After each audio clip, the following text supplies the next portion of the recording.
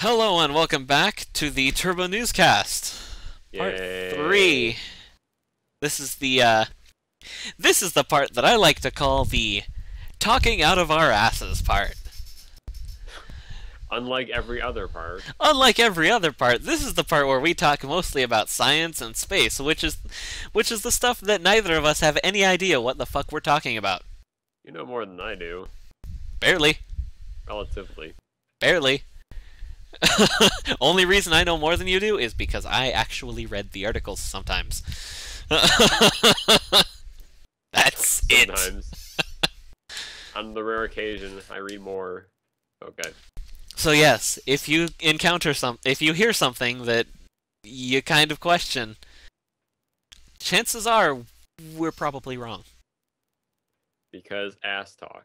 If you think we're wrong, You're we're probably wrong. right. If you think we're wrong, I'm not gonna argue. I'll put it that way. Okay. Let's hop in. Yep, let's hop right in then. We're not going to start out with space. We've got a couple of science in general stories to cover beforehand.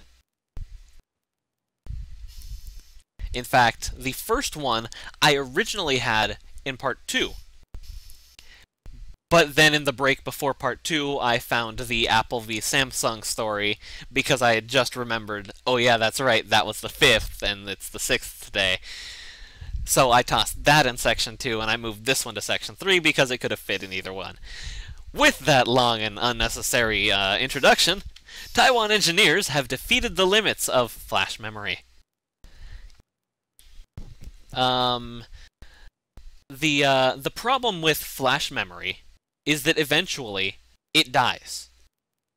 It just can't be used. The more write-erase cycles, the more read-write cycles you run it through, the more memory degrades. Eventually, it'll fail. After about 10,000 times, a flash memory module will be pretty much useless. Engineers and Macronics have a solution for that. They've proposed a self-healing NAND flash memory solution that can survive over 100 million cycles. Yay. Which is... I've forgotten how to do math.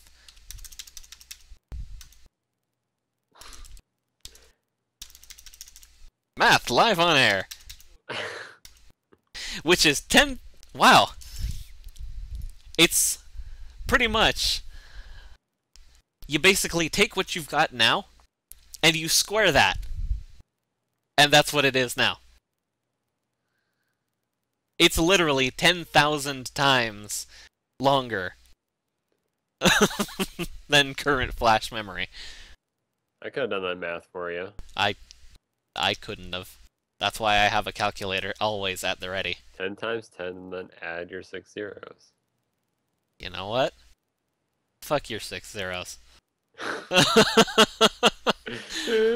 With a rusty spoon. Anyways, the only problem they've had with this is, heat. Does it, like, spontaneously combust? No, it's, actually, entertainingly, there's not enough heat. Oh. Well, just get the 25 GPU one over here and just put them next to each other, and then ba-boom. Yeah, no, they, their idea was, wait, no. There was another workaround. Heat. Basically, you had to subject the cells that were faulty unusable, etc., Mm-hmm. to a brief jolt of about 800 degrees Celsius heat to a very restricted area on the chip. And that would work. That would return the cells to a good state. Okay. And it doesn't even have to be run all that often.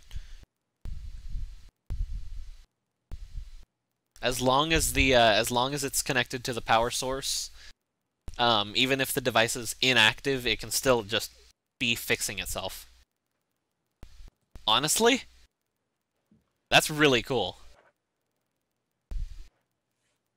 It's really kind of ironic too, because usually you think, no, heat is the exact opposite of what I want my computer to do. That's why you don't have a 3.5-inch drive bay toaster.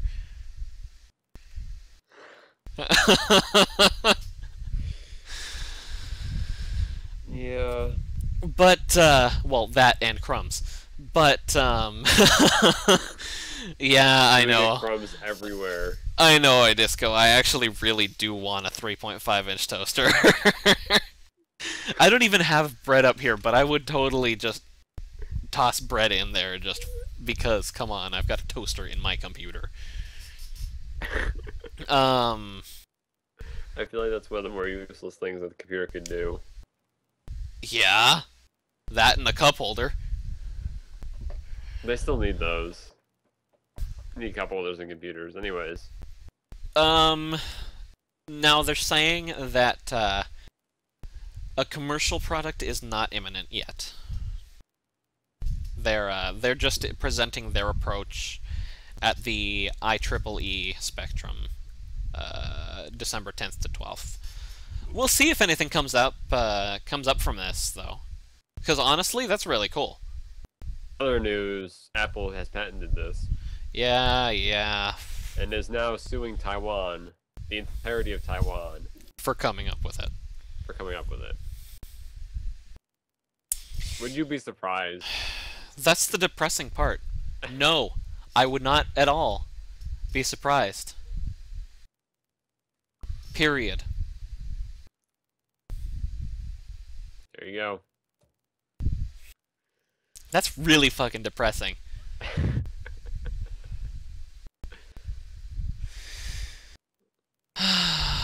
Alright, well, let's move on to something just straight up awesome.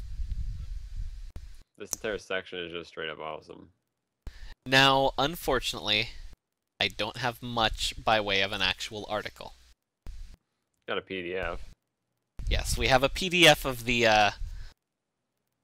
the abstract, though. Oops. Hit the wrong hotkey. Sorry. Did you blow up everything? No, I just hit the title card hotkey instead of the right side hotkey. You did that all last week. Yeah. I accidentally started streaming on the news on the mod report last week. That was hilarious. Yeah. Well, scientists have come up with a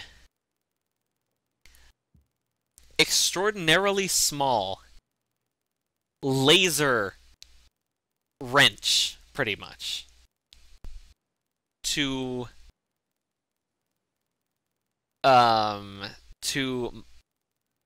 still there? Yeah. Still there. Okay. I'm kind of losing you. Yeah, I'm gonna turn off my video. Okay. We're having so many. This is why we don't use Skype, everyone. Yeah, it's pretty bad. Am I looking bad? No, you're looking fine. Oh. Oh, you're sounding better now. Yeah.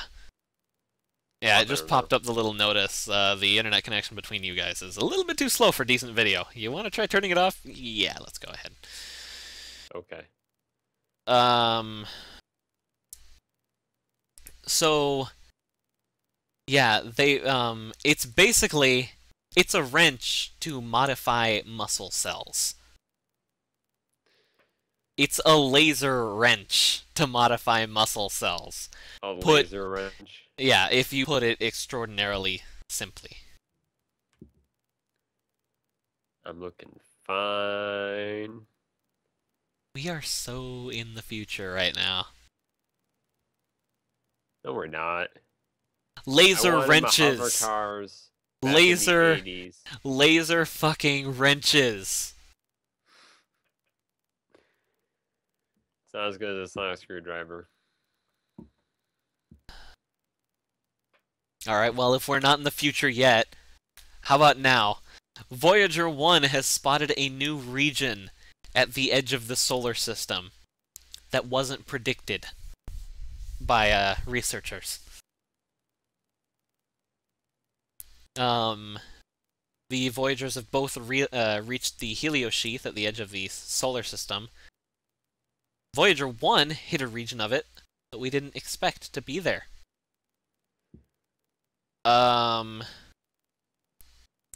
There's, what is it?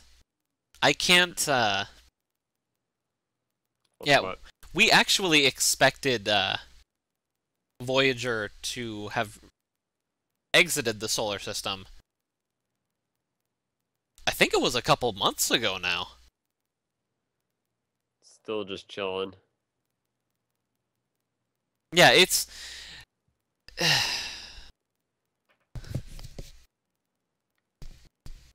It's stories like this that I really wish I wasn't talking out of my ass about.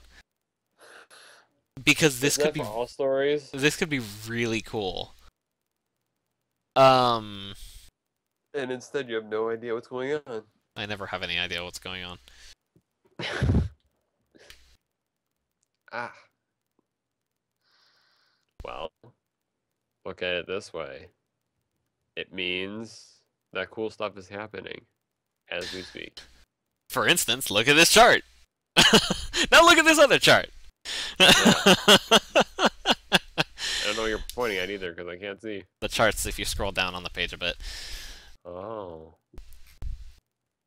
I didn't know there were charts. I didn't either. Until I started scrolling down. I can tell you read this one thoroughly. Shut up! I didn't have that much time. I fell asleep.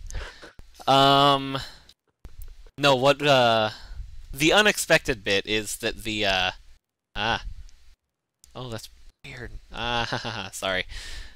Head things happened. Sorry. I just got so distracted. What was I saying? I don't know. Fuck. Something about pancakes. We're good at this!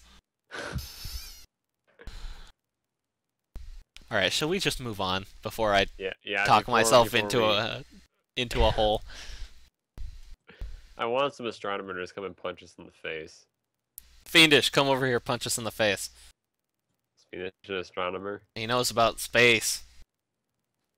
More about space than we do. So he's more of an astronomer than we are. Yeah. What's going on? Alright. Let's move on. This is more of a ground, Thank you! This is more of a ground story than a space story. Why me? Because it's you! Right there. That's racist. Okay. Scientists have said NASA's budget is inadequate for its goals. From the Department of No Shit Sherlock, the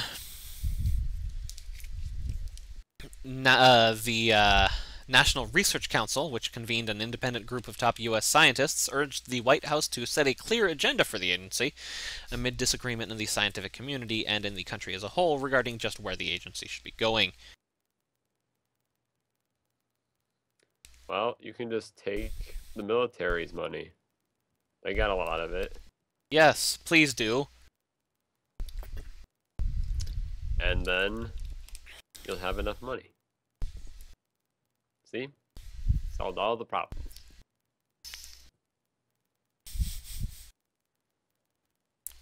You know, I really wish it were that easy. Just, we'll take this money over here and push it somewhere else. You'd think it would be that simple, wouldn't it? It's not. I guess not! Just do it. Yeah. Yeah. Just punch a senator in the face and say, fuck you. We're taking this money and putting it over Taking all here. of your money. All your monies are belong to us. So we can go into space. But then we'd have to stop having troops everywhere? Yeah, that's the point. You can have the troops in space. Exactly! Space military. Pew pew pew. To defend against nothing.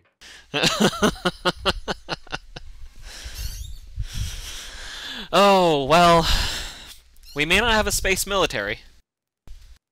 And we may not have a Zella. There we go. Alrighty. Well, anyways, as I was saying, Skype, we may not have a space military, but we did have a space spider. Yay. Which is, unfortunately, no more. No more. Yes. A, Nefertiti, the jumping Johnson spider, landed at the Smithsonian's Insect Zoo at the National Museum of Natural History. Doesn't that kind of seem like the redundant Department of Redundant Redundancies? National Museum of Natural History? Oh, Natural History! I misread that the first time. National Museum of National History. It's like, wait, you didn't need that second national in there. I hope you feel bad for that. Yeah, I do. Because it's the Smithsonian. I like the Smithsonian. But, yes. The, Oh, that's funny! The spider was actually a student project. Sent up in June. It was my student project. To the International Space Station. Basically, during the 100-day mission, the spider adapted to the weightlessness and learned to snag fruit flies with an unorthodox method. Instead of leaping onto her quarry, as jumping spiders do on Earth, she sidled up to the fruit flies. That's interesting. It's learning. It's adapting. Oh. It's adapting to its environment. So does that mean we can throw it underwater and it'll learn how to breathe?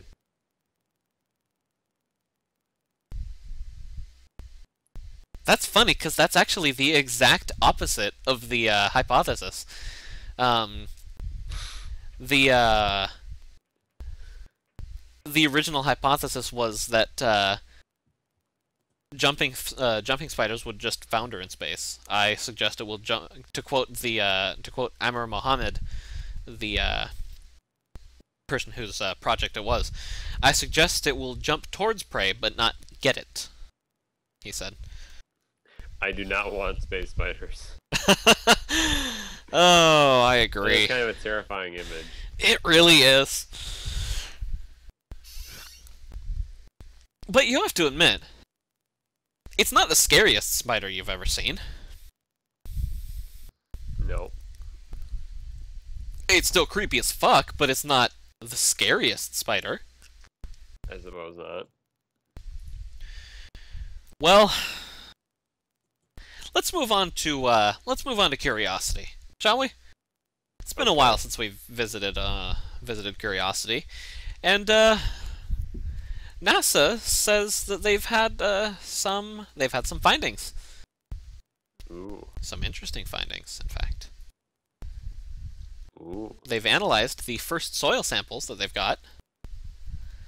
NASA's saying that they've found water and sulfur and chlorine-containing substances, among other ingredients. Ooh. Basically, no, they did not find protheans on Mars. Damn it. No. That was the greatest thing ever.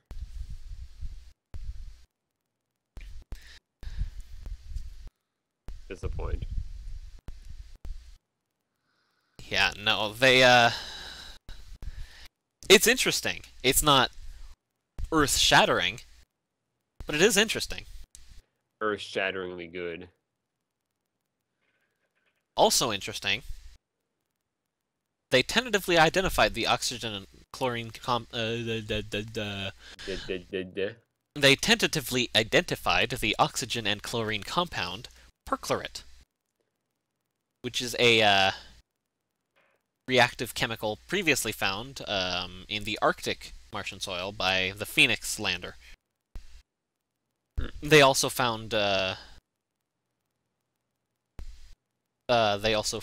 formed chlorinated methane compounds, 1-carbon organics that were detected by the instrument. But of course, it is always possible that it was the Curiosity rover that brought it to Mars.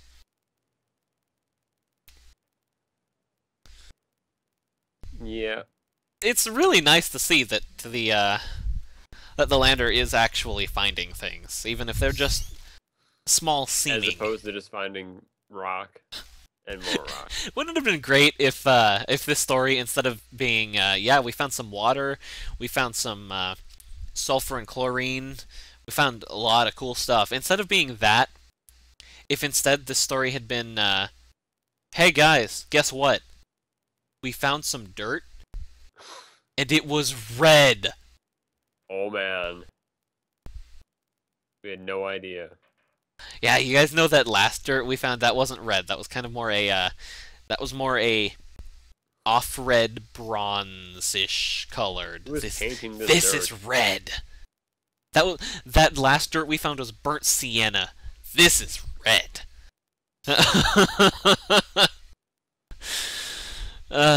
Wouldn't that have been a great news story? Again. Yep. Scientists report NASA's getting way too much funding all of a sudden. Who funded these idiots?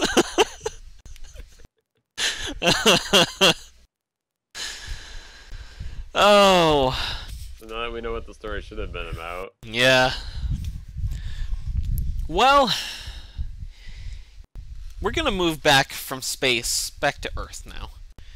You remember how No. way back we had a couple of stories. We had a lot of awesome stories about the Google car, the Google self-driving car. Mm-hmm. Turns out, Google's not the only ones. Apple? Volvo. Thank God it's not Apple.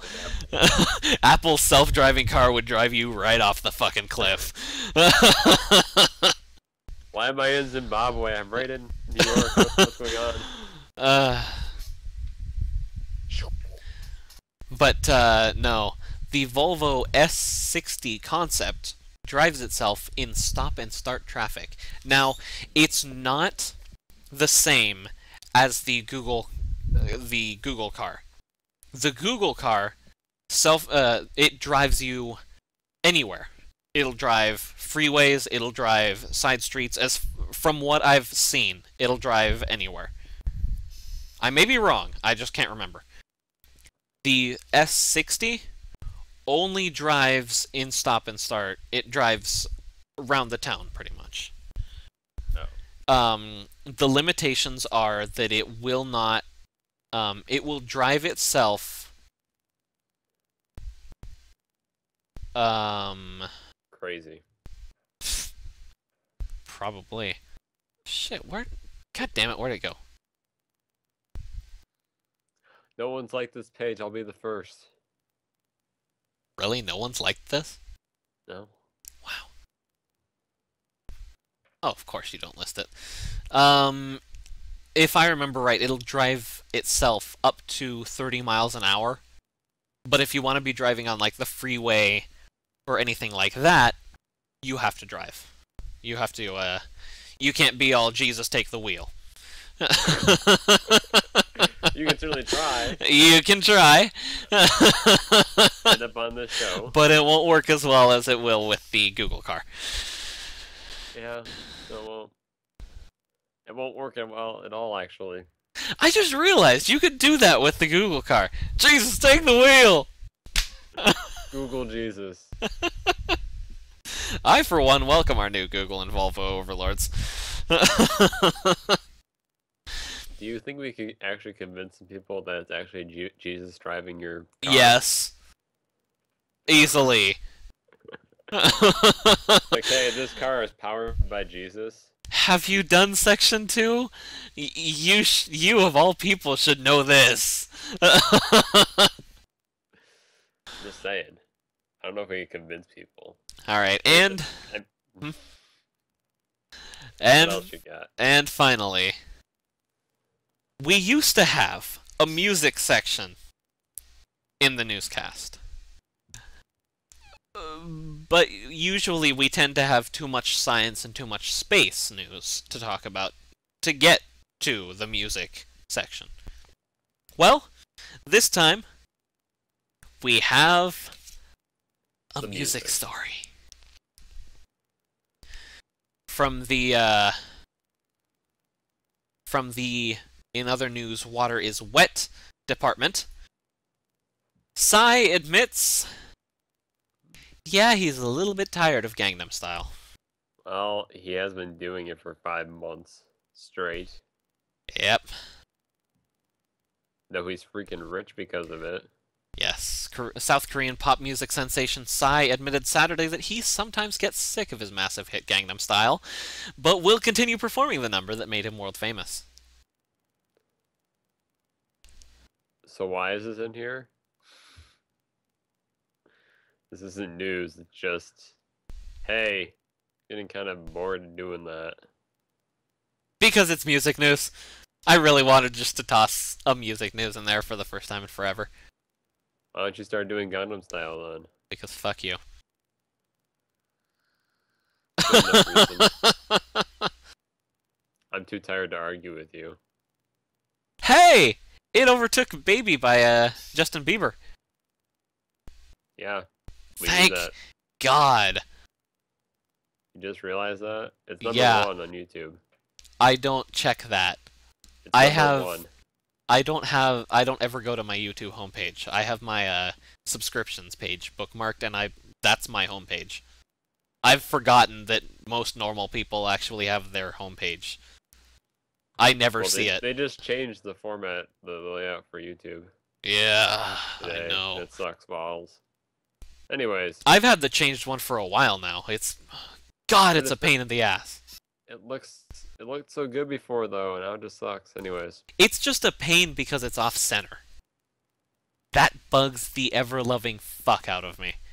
It's too clean. I like stuff in the middle. It's not clean, it's just off-center. Gah. Anyways. Alrighty.